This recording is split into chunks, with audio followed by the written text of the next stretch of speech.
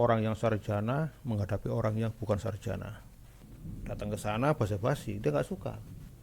Ketemu lagi dengan saya di sini, di kelas inklusif, kelas tempat kita bersama belajar mengenal dunia dunia inklusif, dunia disabilitas. Ini hari ketiga di bulan puasa tahun 2023. Meski agak terlambat, saya ingin menyampaikan selamat menjalani ibadah puasa buat teman-teman yang menjalankan. Semoga puasanya tutup sampai sore nanti, sampai maghrib, juga tutup sampai nanti di akhir sampai lebaran.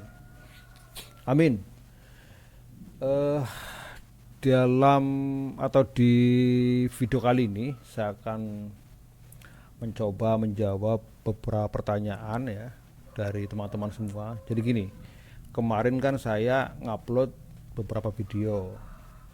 Teman-teman yang belum lihat videonya silakan lihat video sebelumnya ya. Ini saya di sini juga ada. Sini apa ini? Saya agak bingung ini. Ada video kemarin yang tonton silakan, atau ini lagi nih ya, dua video ya tentang tentang cara belajar mengenal disabilitas, itu cara belajar bagaimana. Nah, di video-video itu ada beberapa pertanyaan di papan komentar di bawah kolom komentar. Nah, saat ini saya akan mencoba menjawab beberapa pertanyaan itu ya. Saya akan jawab beberapa pertanyaan itu biar lebih terang. Saya akan bacakan aja di YouTube-nya. Nah, ini, wah ini di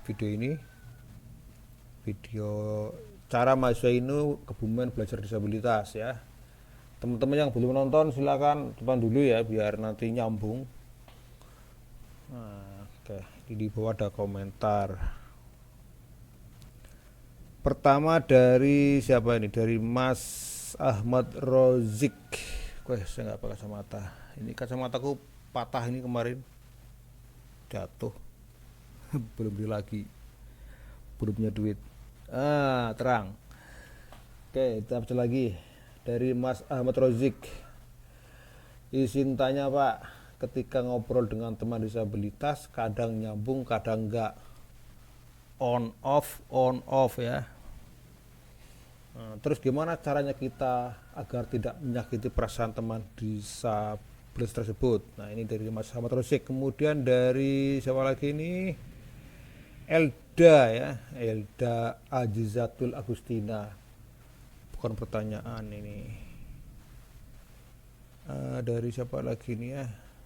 Pertanyaannya Novita Ngatri Mulyani.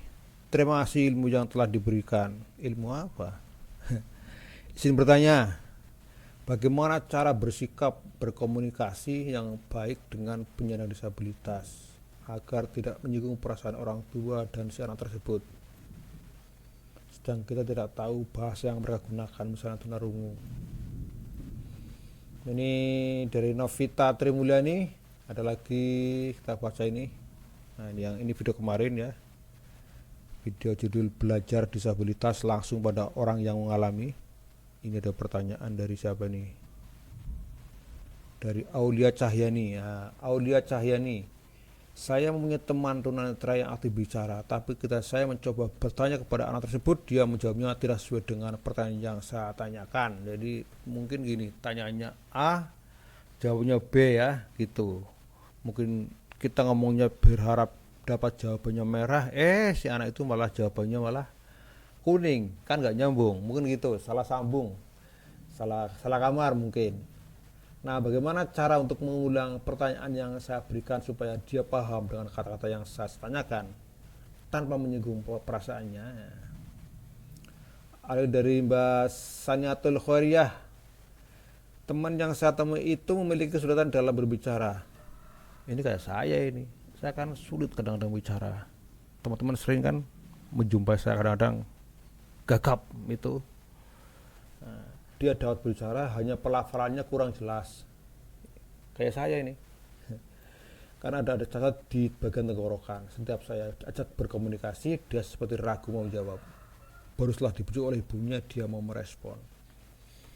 Dari 4 pertanyaan tadi, kalau kita peras itu intinya pada soal komunikasi ya.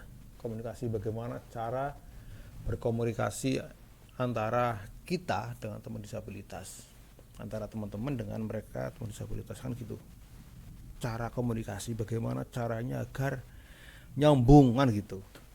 Ada banyak tip yang bisa dipelajari ya, teman-teman bisa googling di internet ya, atau cari di banyak buku. Tapi yang paling mendasar dari semacam itu ini contoh gini, gagalnya komunikasi kan karena misalnya gini, karena faktor usia. Misalnya saya orang tua, kemudian sama anak saya, misalnya saya umurnya hampir 50 tahun, anak saya baru di bawah 15 tahun.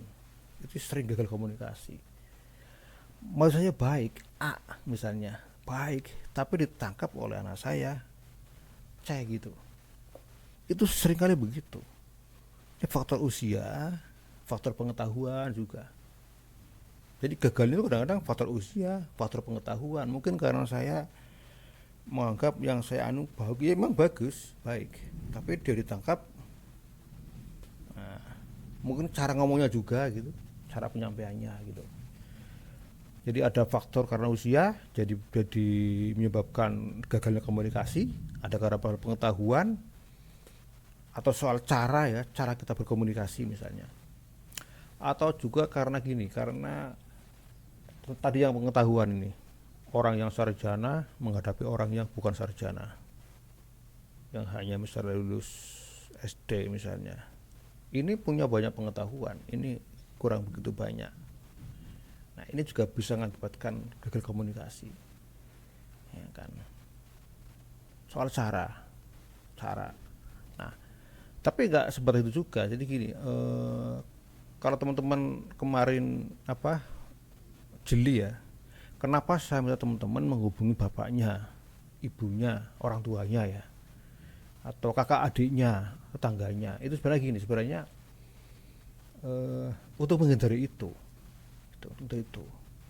Teman-teman menemui orang tuanya, kakak adiknya, tetangga itu untuk menanyakan banyak tentang bagaimana sih dia sih, kalau komunikasi bagaimana gitu ya, cara dia berkomunikasi bagaimana. Misalnya gini, misalnya anak itu nggak suka dengan basa-basi, itu to the point. Sebenarnya teman-teman biasanya basa-basi, datang ke sana basa-basi, dia nggak suka.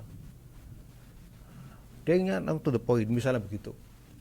Atau teman-teman ngomongnya terlalu keras, ya kan, terlalu keras, sementara dia nggak begitu suka dengan keras-kerasnya gitu. Atau teman-teman ngomongnya terlalu cepat, sementara dia berharap diulang-ulang. Nah, intinya apa? Intinya teman-teman perlu mengetahui bagaimana cara si anak tersebut dalam berkomunikasi. Itu pun dipelajari. Kalau teman-teman bisa paham itu, insya Allah kemungkinan gagal komunikasi itu akan kecil gitu. Jadi tahu tentang bagaimana cara dia berkomunikasi. Nah, teman-teman pakai cara itu, bukan pakai cara menurut teman-teman sendiri, bukan, tapi pakai cara dia, ya kan. Teman-teman sukanya berterus terang, dia nggak suka ya jangan pakai terus terang. Jadi sekali lagi, teman-teman harus mempelajari bagaimana cara si anak itu dalam berkomunikasi, dan pakai cara itulah, insya Allah kemungkinan untuk gagal komunikasi itu rendah, kecil. Saya kira itu ya, ini nanti panjang videonya. Dan terakhir kali, mungkin ini saya juga masih latihan ngomong depan kamera, belum begitu lancar. Kalau ada yang lucu-lucu itu mohon dimaklumi. Oke, terima kasih. Ketemu lagi di video berikutnya. Terima kasih.